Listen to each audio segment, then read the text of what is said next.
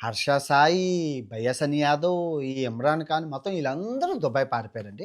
చాలామంది యూట్యూబర్లు అయితే దుబాయ్ పారిపోతున్నారు. అసలు అందరూ దుబాయ్ ఎందుకు వెళ్తున్నారు అంటే వీడియో చూస్తే మీకే అర్థమవుతుంది. ప్రూఫ్‌లతో సహా చూపిస్తాను. నా యూట్యూబ్ ఇన్‌కమ్ మీరు చూసుకుంటే 1,30,00,000 ప్రతి నెల నేను గవర్నమెంట్‌కి 36,000 ఇవ్వాలబ్బా! ఇప్పుడు అసలు.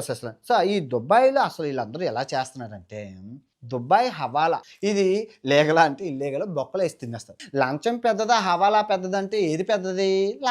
లంచం చిన్నదిరా, చిన్న చేపరా. లంచం కూడా చిన్నదే. ఇంతింత లంచం కలిపి ఇంత అవుతది. కానీ హవాలా అనేది బల్క్‌లో 100,00,00,000. ఇప్పటికిప్పుడు నేను 100,00,00,000 దుబాయ్ నుంచి ఇలా రప్పించుకోగలను. ఇలా ఇలా అది దాన్ని హవాలా అంటారు. మరి ఈళ్ళని ఎలా పట్టుకోవాలంటే సింపుల్. పాస్‌పోర్ట్‌లు సీజ్ చేస్తే పనైపోతది. ఎలాగంటే దుబాయ్ నుంచి వేరే దేశంకెళ్ళకుండా పాస్‌పోర్ట్ మీకు సీజ్ అయిపోతది. ఎక్కడికెళ్ళడానికి అవ్వదు.